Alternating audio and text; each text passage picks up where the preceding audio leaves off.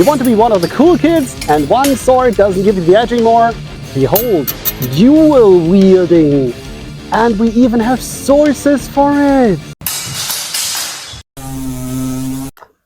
Marozzo. Now that's if he throws... Well,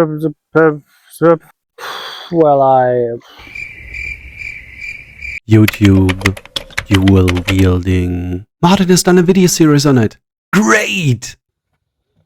It seems there are a few steps missing. So let's focus today on what is needed to do before we can actually start using techniques wonderfully displayed in the video series by the Schildwache Potsdam. Note, we're not talking about styles that include a off weapon of support like sword and a parrying dagger. We're talking about two weapons of the same kind, like sword and sword, at least comparable to each other. You don't know anything? Better learn with one hand first, then switch over. Don't do both at the same time. Techniques work differently with the other hand. The body first needs to get accustomed to totally new movements. Body mechanics when throwing a cut is hard to learn and involves your whole body. Learning how to step is another part. Coordinating these two is really complicated in the beginning.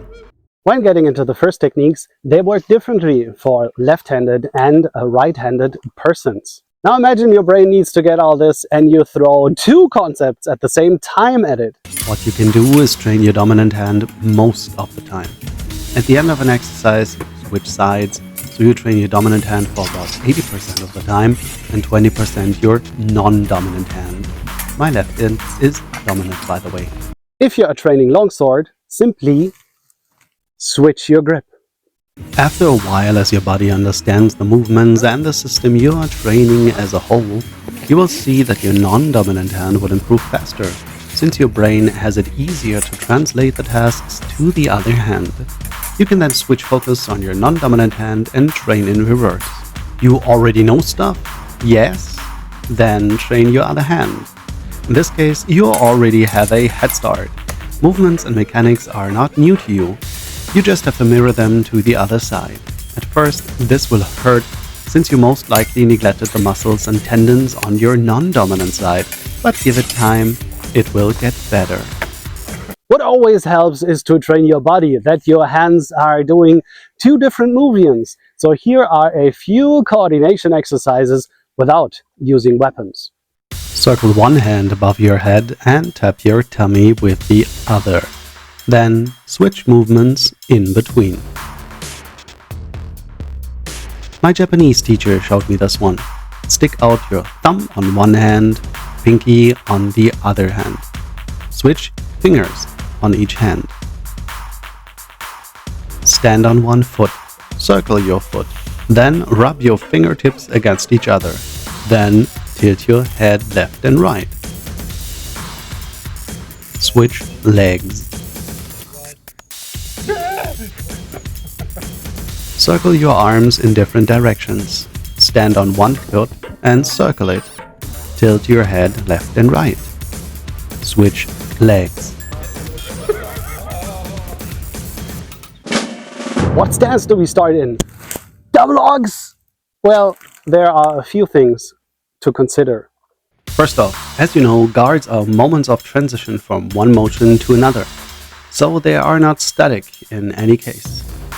Secondly, guards always close an opening where we cannot be hit. So Flug, for example, closes the lower openings, Ox the upper openings. Now we have two swords, so we can actually close two openings at the same time. This is the reason why you see guards with one sword being in a Flug position and one in an Ox position. Let's keep that in mind for later. For our first exercise, let's start in a different way, also depicted in the sources. Both swords are on the same side in a kind of Flug position. What's really hard in the beginning of dual wielding is that you will hit yourself quite often. You learned how to protect the openings in front of your body with attacks. But now there's like a second arm and a second weapon in the way. So coordinating this is really difficult to do. So the first thing you need to do is to coordinate your arms so you don't octopus yourself to death. As a little reminder, we are using Joachim Meyer terminology for the exercises. Please keep that in mind when you look up vocabulary. As a first exercise, imagine you have a long sword and throw cuts in the same direction with the two swords being close to each other. Do this with a descending cut and a rising cut on the Zwerch or middle line. Remember to engage your whole body in the swing. Start with a long edge to the right and a short edge to the left. Then only use long edge cuts on both sides. Do one set without crossing your arms and one set with crossing your arms. Repeat the same drill for the Zorn line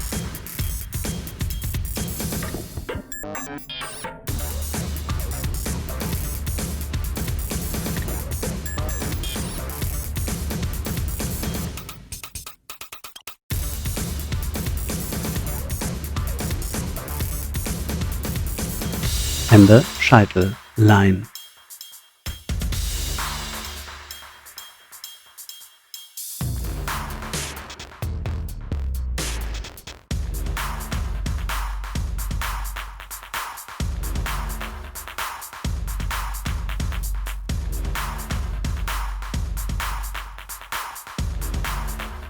As a last exercise and preparation for the next step, let's begin to slowly separate our arms. To get used to this, simply practice the guard transition we talked about earlier, with one sword in the Pflug guard and one in the Ox guard. Switch sides at your own pace. Try to be precise with both weapons. Make sure you don't expose your hip or your head. Keep the tip of the blade aimed at the neck of your opponent. Next time we will transform the exercises from today and combine it with the guard we just practiced. We can then attack two lines at once. Awesome! Take your time practicing. Don't rush things. Until next time, thanks for watching.